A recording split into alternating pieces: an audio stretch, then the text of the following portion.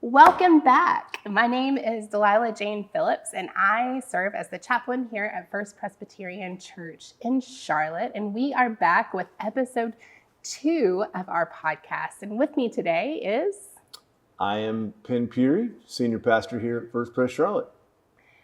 Pen, I had so much fun thinking about Christ in the heart of our children last time we were together and really kindling a conversation about faith formation in our home. If you heard that episode, you know that we talked about finding our own faith and how that faith formation in our lives has influenced the way that we live. Penn and I admitted and will reiterate here that we are no experts. Amen. We are parents. We have read some books. We have spent some time in the parenting world, but that does not mean that we come to you with a voice of knowledge on all things parenting. But what we do hope is that we can share some topics that just open up your hearts and ours to think about faith and how our faith defines, how our faith encourages, how our faith informs the way that we parent. That's right. And today we are really talking about, the title of this podcast is Where the Rubber Meets the Road. And we are talking about basically what happens when life gets hard. Where's the place of faith in that? Because that's often where, in my experience as a pastor, I know yours too, Delilah Jane, we get asked a lot of times from parents when a grandparent dies, when somebody gets a diagnosis, when a friend is in trouble. That's when I get questions from parents about what do I say to my kids. And so, I want to start by saying that there is one of the things that I think is just a reality about being a parent is that we are responsible for these humans who are our humans that we helped birth and are in charge of raising and also in charge of growing up in the faith. And we do that in the midst of an uncertain world. And I think that's always been true. But I think particularly to this day and age, there are things like, school shootings and violence in schools. There are things like the rise in the need for mental health. There are things like looking around our country, and we're in the midst of an election season, and there's the question of, are we going to be civil as a society? There are questions about sustainability, about whether that's climate change or the sustainability of our standard of living. I mean, there's all these unknowns that I think parents feel, particularly when they think about what their kids' future is going to be like. And so what does faith have to say to inform that? How about that for a light topic? Ooh, but it's so true. And it's not if, but when these topics arise. You can look at your precious newborn and think, I want to protect you from all of those things. And before you know it, they're 5 and they have a little bit of awareness of the world. And then you're looking at your middle schooler and they know things you didn't know. And it just really comes at you fast. Yeah. And I've got a senior in high school, and so there's this whole other, shift that's happening at our house, and it just boggles the mind. And the other thing we did not say is that there are tragedies. There are these unexpected things. There are minor accidents, major accidents, and I know as a parent, that's the stuff that wakes me up at 2 a.m. And so, how does faith inform that? We're going to solve that today in this. Oh, thank goodness. I was hoping you would say that. Fear seems to be the thread that ties all those things together. It almost made me afraid a little more for you to run through that list. And so fear doesn't feel like it fits into faith, does it? Yeah, I think, what we want is for our faith to inform our fear. But I think what feels important for me to say, if I'm going to be authentic in this conversation, is that a lot of times for me, it's the opposite. That the fear hijacks my faith, impinges upon my faith, diminishes my faith. And I just think that's an important thing for us to name, is that it is very normal for faith to, maybe the best word I can think of is for fear to overwhelm faith, because it's such a natural reaction in the face of uncertainty. I don't know if you felt that. Absolutely. I remember I really challenged my faith once as a teenager. I was probably 17. I was at a Montreat youth conference, and I've always been a church-going kid. I don't remember a time that God wasn't part of my life. But we had lost a friend to a car accident, and her name was Annie. You can tell the influence runs strong, because that's what my daughter's name is. And we had lost a friend, and she had died in a car accident on the way to youth group. And so we had just spent the week together in Montreat, and then she passed away the week after Montreat. And so we were back a year later in Montreat. So you can imagine how heavy the emotions were. That was a year that the lake was drained for some sort of refurbishment of the lake. And our candlelight service at the end of the week, if you're not part of the Montreat tradition, Friday night worship is a real tearjerker. And then you go out, everyone carries their candle out into the world. And we didn't have the lake, the beautiful, picturesque lake to be surrounded. We went to the parking lot. And so it wasn't maybe as beautiful, but our little group, our youth group, we were in such deep grief. And there had been some real fears, especially when you're that age, why her, why not me? Why, just a lot of questions. And our group had drawn a chalk heart with her name and her birthday and her death date. And because we were in the parking lot for the candlelight service, our youth group, amongst, these 200 other youth groups, made a circle around her heart. And then the youth groups, the rest of them, made a circle around us. And there was so much fear in my heart, almost so much fear that I felt like I needed to stand on my own 2 feet, and like everything had gotten torn away from me. I needed to do that myself. But then I turn around, and of course we're singing a banger, Lord, prepare me to be a sanctuary, something like that. And I am surrounded by the community of faith who was holding that faith for me. And I think back to that moment, and of course I didn't understand the depth of it for me until I was much older. But I was surrounded by the community who was holding on to the faith for me until I could carry it again. That's beautiful. That's church. That's church, right? That's and church. So I was afraid. I was afraid. And, my whole little youth group was afraid, and, in grief and fear. But we were not alone.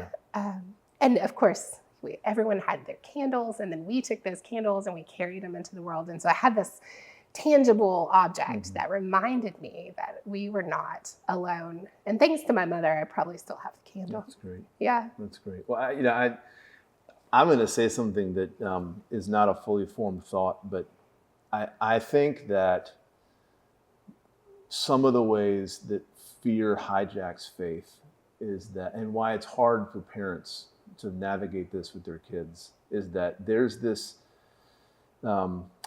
I would call it a myth, that faith is supposed to answer the question of why bad things happen. And I think when you are going through something that makes you afraid, it calls that into question, because there's not a really great answer to that. I mean, the great answer to that question, an answer to that question, is God allows it. That is not the right answer. No, that's not why the right things answer. happen. No. And so I think parents feel, in some respects, stuck if they hear just the essence of that question from their kid and they don't have an answer. And that, ironically, can mean that people are afraid their faith isn't real and not true. So, and that's a hard place to be. And as a parent, if that's what you think your job is to answer your kids' questions about the the biggest mystery of the universe about why bad things happen, then of course we feel inadequate to lead our children in faith at the home. So I want to pivot to a conversation that our church had that I found really helpful this spring. And if you don't know, on this podcast, we have once a year a kind of bigger name church person come, usually kind of more widely known than just people that are normally in the pews on Sunday, come and give a speech or a lecture. We call it the Willard. And this spring, a guy named Brian McLaren came and gave a lecture. And this is available on the website. It's like an hour and a half long. So if you want the like extended podcast version, you can go check that out. And you should. You should. It's really great. But one of the things that Brian said, a lot of things, and Brian is a pastor and now he is kind of a spiritual director, basically. One of the things he said that really opened me up to think in new ways is that he suggested that the goal of faith, the purpose of faith, the kind of, to use a strange word, maybe the utility of faith, the way it practically shows up in our lives, is that faith does not answer these unanswerable questions, but faith helps us to cope and build capacity and find strategies for how to emotionally regulate in really anxious, stressful, fearful moments. And that is in some ways a radically different concept of what I think a lot of people believe that church is about and faith is about. Like, I think there's this sense that if you don't know with utter conviction the answer to these questions, then you either don't have enough faith or that faith isn't real. And what Brian says is something categorically different, that faith, the faith that is based on who God is and who Jesus was for us and what Jesus did for us, allows us to have life, even in the midst of anxious and fearful problems and questions. And that, for me, was pretty revelatory. The capacity for faith. Yeah. The rubber meets the road here. So in that situation, in which I was a teenager, and I'm looking at my parents and saying, why did this happen? Why did God let this happen? Yeah. I know that they could not have coughed up an answer. They could not have. If anybody tries to give an answer to that question, they're wrong. They're wrong, right? Yeah. But what I did learn was the capacity to sit still, mm-hmm. to praise God mm-hmm. in the storm, mm-hmm. to be surrounded by community, yeah. to pray. Yeah. Those are the capacities we're talking about. Yeah, I think about your example of that. There is candlelight, so there's a sense of ritual. It's communal. You have a variety of people who form, the people that held the faith for you when you couldn't express it yourself. It's in community. There's singing. There's something that is much more powerful about singing than the spoken word. I mean, these are some of the practices I think that we're talking about. And we have so many practices each week in worship. I talk a lot in my daily life about what children glean from worship, mm-hmm. and that it is so important that they be in worship with their parents, mm-hmm. because that's where they watch their parents bow their heads to pray. Unless you're being really intentional, mm-hmm. that might be the only time that mm-hmm. your family bows their heads to pray. Right. They watch their parents stand and call in response. They watch their parents give money. Mm-hmm. They watch the plate pass and they watch their parents give money. Right. I always try to encourage parents to put a few dollars, if you give virtually, put a few dollars so that we see right. the practice of giving money. Those are the capacities that are part of our worship. Yeah. Dorothy C. Bass wrote a book many, many years ago about the different spiritual practices. And she lists many, but prayer is one. Mm-hmm. Meditation is one. I giggle at meditation because, yikes, we do not meditate at the Phillips house. I'm not a good meditator either. but I respect it. Mm-hmm. Or keeping Sabbath, providing a space in your week that is for God and God alone. And I want to say, because I think that, I am somewhat of a suspicious person. Sorry, that's my confession. And if I was listening to a podcast from two church professionals at home, and their livelihood is based on people coming to church on Sunday, I might say, well, of course you're going to say keeping Sabbath. But I think it's important that beyond this church and our jobs, the idea that we set aside some time to be together as a family, mm-hmm. and to do something that is focused on talking about God or being quiet with God or acknowledging God. Mm-hmm. That is, and I think what I've experienced is that a lot of families, most families want that. It's hard to prioritize it, but they want it. And I think they want it because human beings need that time. And when you go too long without acknowledging that the world is bigger than you are and that we're dependent on something that is much bigger than us, if you go too long that way, you get really tired. And that's one of the things Sabbath can help us do, is to find that rest. We don't have a lot of rest. No. The children don't have a lot of rest. We're coming off a hot and exciting summer. There's not been a lot of rest, but to provide a little space, the Bible suggests weekly, mm-hmm. but a little space to acknowledge our Creator. Yeah. Yeah.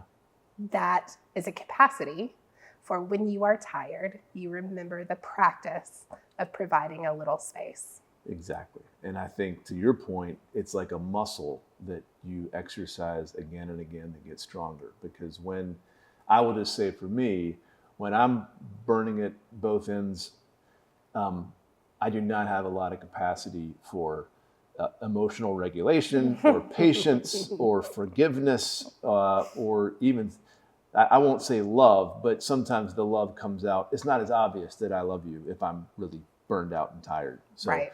That's one of the things that these practices can help us build. So that when our children, not if, when our children are faced with fear in this world, they have some practices, some capacities to lean on. Yeah. Does that feel like a lot of responsibility to you as a parent? It does, but again, I think back to what you didn't say the parent's job is, which I think is exactly right, is it's not that we're asking parents at home to teach their kids church doctrine. What should you believe? That's not the job of nurturing faith in the home. It's nurturing our children to set their existence and our existence in the context of a broader reality, which is that God envelops us with love and promise. And so the things that we practice that remind us of that is the essence of what it is to nurture faith in the home. And is that a big job? Yes. It also is not a job that rests solely on the shoulders of parents. That's why you're involved in a community. And that's why this community is also not, we are dependent on God and God's grace and Christ's love. I mean, we can't figure it out on our own either. And so it's a big job, but like you said earlier in the podcast, it's not one that we have to do alone. It's not one that parents have to do alone. It's not. And back to the vows we take at baptism, we vow to do this together. That's what we mean when we say we are going to help you raise these children. That's right. We are going to be the community that you need for their life and for the good times and especially the bad. Right. So I'm glad we solved that. Whew.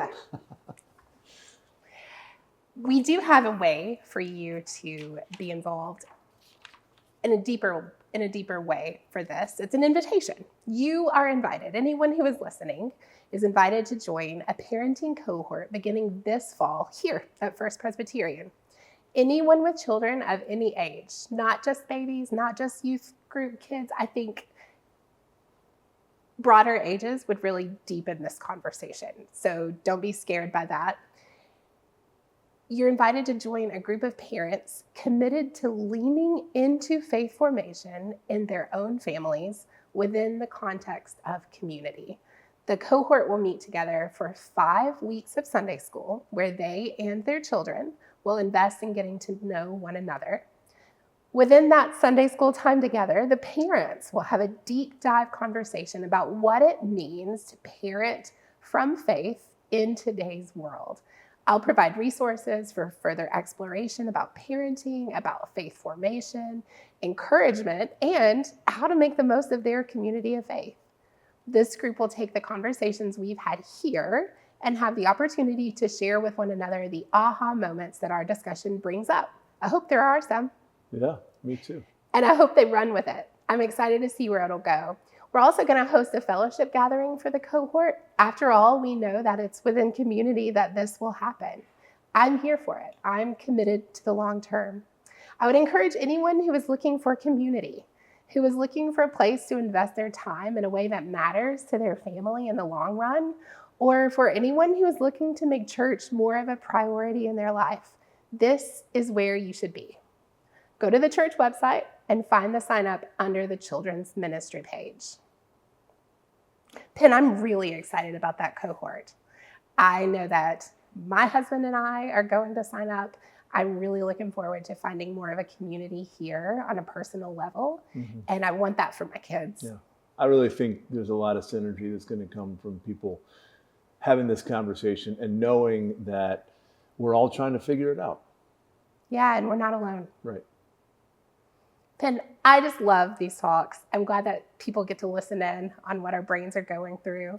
I hope that it's benefiting someone out there. And I just love to be with you. And we've got one more planned. Yeah. And we'll have another episode next month. Look forward to it. Have a great day.